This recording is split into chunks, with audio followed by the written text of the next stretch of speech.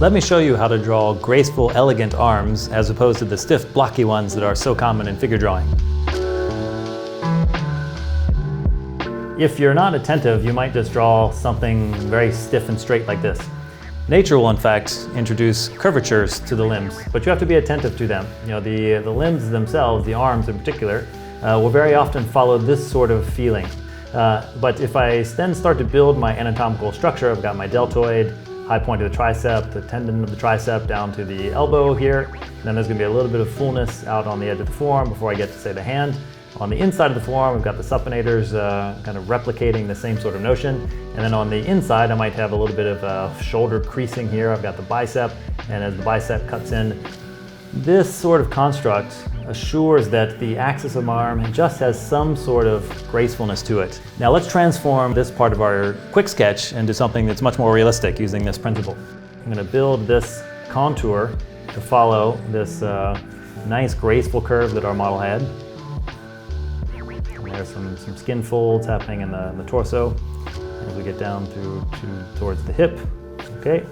And then inside, notice I'm going to be following the same sort of curving that's happening on the outside of the limb. It's all subtle stuff, but it's very important when we're dealing with developing elegance and grace in our drawing.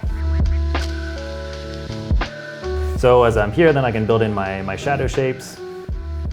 This whole part, maybe I'll sneak in a little bit of light shape here. This whole part is in shadow. Just fill it in. I'll open up a light shape in here a little bit.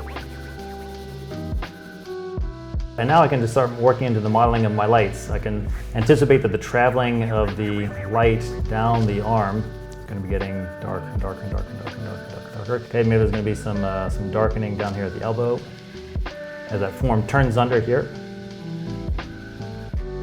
Now that we're into this finishing mode, I can apply this principle of having this contour that follows a relatively graceful curve to the figure. So I want to be attentive to the fact that it's building on this sort of C curve to the outside. Okay, so I don't want to be stiffening the arm at all. I want to make sure that I'm maintaining this sort of curvature happening to the outside edge of the arm. Even though I only see a little bit of this bottom part of the forearm, the same principle applies. I need to understand that this curvature is continuing even though it's behind the part of the figure.